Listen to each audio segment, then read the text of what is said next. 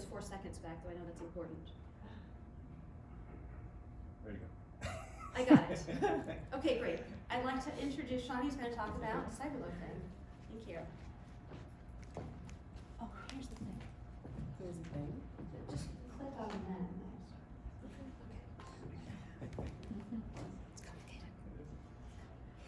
You got this. You got this. Oh, that did it on Did it its start own. already? Okay, this is already messing it up. Hold on. From the top. Okay, are you good? This is going. Okay. It's going. Okay. Hi, everyone. My name is Shani. This talk will be about cyberloafing. For those of you who've not heard the term, though I bet you've all done it, cyberloafing means doing stuff online that isn't work-related at a time you really should be working. First, though, I want to. Now it's not doing it. It should have gone. Hold on. It's just. It's just not. It's not. Okay, Yeah. I'm just gonna do it from here.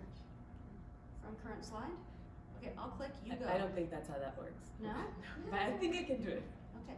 I'll do this, and then we've done this. First, I want to introduce you to gender-neutral Joe. Joe uses both the computer and the phone to go online, while Joe should be working. Joe does this a lot. According to a meta-analysis that came out 2 years ago, there are certain characteristics that go with this. Joe is low on self-control and conscientiousness, but high on self-efficacy. Joe's often bored and underengaged, but enjoys high autonomy on the job. Joe cyberloafs habitually and when it's easy to hide, but also when it can be beneficial. So you can see it's a complicated picture, and in the literature we're seeing this ongoing debate between those who think cyberloafing is a big problem and we need to make sure to cut it down, and those who think it's not a problem, it might even be a solution. When you look at the correlations, it has a decent sized correlation with counterproductive work behaviors, but a near zero correlation with performance. So Joe cyberloafs, and yet performance doesn't suffer. Some researchers find this puzzling. Did Joe find that extra hour a day we're all looking for? There's been several attempts to crack this surprising zero correlation. This is one study that was presented at the previous SAB conference and looked at different job types. Turns out that job scheduling autonomy buffers the relationship, the negative relationship between cyberloafing and performance. In smaller words, if Joe can determine when to work, cyberloafing isn't a big problem. Another study took a slightly different approach and looked at different types of cyberloafing and different types of performance, and what they came up with was that kind of doesn't matter what Joe does when online, it always benefits creative performance or innovative performance. But when you look at routine job performance, it really does matter. Some things you can do online will make it better and some will make it worse. This is a different approach that was taken by other researchers that said, well, this really should be a curvilinear relationship. And if you think about it, this makes sense because if you cyberloaf just a little bit, it can help you take a break, come back recharged. If you overdo it, your workday's done and you really didn't get enough done. So I know researchers are still trying to work out this cyberloafing performance relationship, but we are here at Work, Stress, and Health, so I'd like to use up the rest of my time to talk about a second area that's quite big in cyberloafing research, and that's cyberloafing as a form of coping. There's been several studies on this already. This first one that I'm happy to say is out,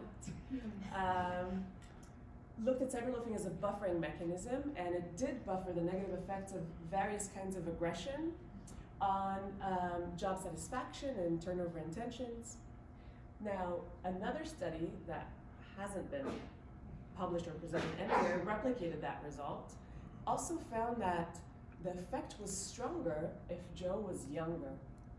And then we kind of looked back through our old data sets and we see it at the study level too.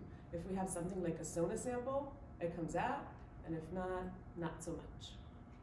A different approach to trying to figure out this resource, liking on a word, is to look at the scale. So traditional scales just ask you the frequency with which you were going online for different websites, doing different things, but what if we were able to develop a skill that tackled the resource that is being recouped? Is Joe going online to seek out social support? Is he watching funny cat videos? Is she looking up information online that maybe could help crack a problem at work? So that could be one way to advance how we examine cyberloafing as a buffer.